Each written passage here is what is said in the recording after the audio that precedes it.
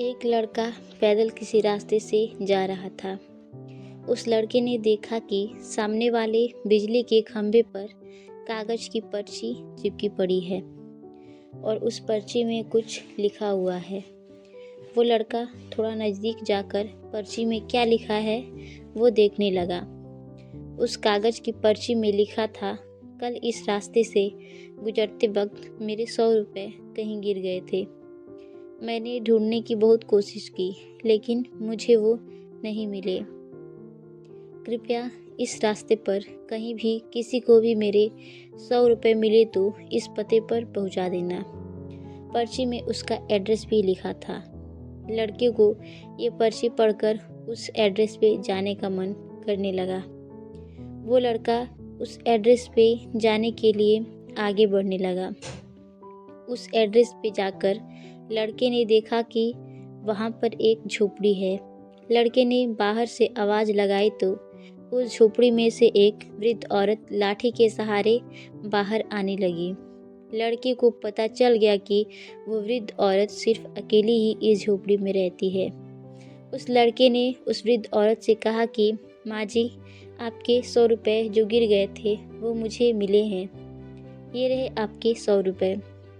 उस लड़की की बात सुनकर वो वृद्ध औरत रोने लगती है और कहती है कि बेटा, अब तक करीब 15-20 लोग मुझे 100 रुपये देकर जा चुके हैं।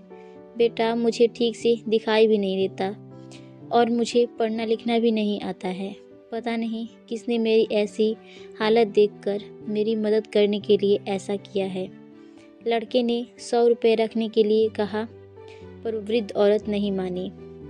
लड़के ने बहुत आग्रह करने के बाद आखिर में वो वृद्ध औरत मान जाती है, लेकिन वो उस लड़के से कहती है कि तुम जाते वक्त वो पर्ची वहाँ से फाड़कर फेंक देना। मुझे पता नहीं कि किसने मेरे पे तरस खाकर ऐसा किया है। लड़के ने कहा, माँ जी, आप इस बात की फिक्र मत करना, मैं वो पर्ची फाड़ दूंगा।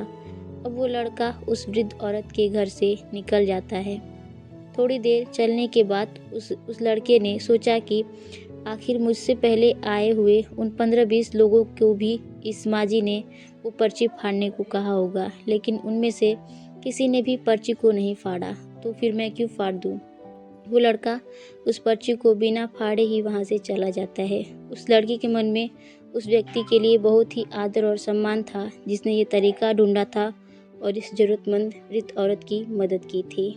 दोस्तों, आपको हमारी कहानी अच्छी लगी हो तो हमारे चैनल को लाइक एंड सब्सक्राइब ज़रूर करें। वीडियो को पूरा देखने के लिए बहुत बहुत धन्यवाद।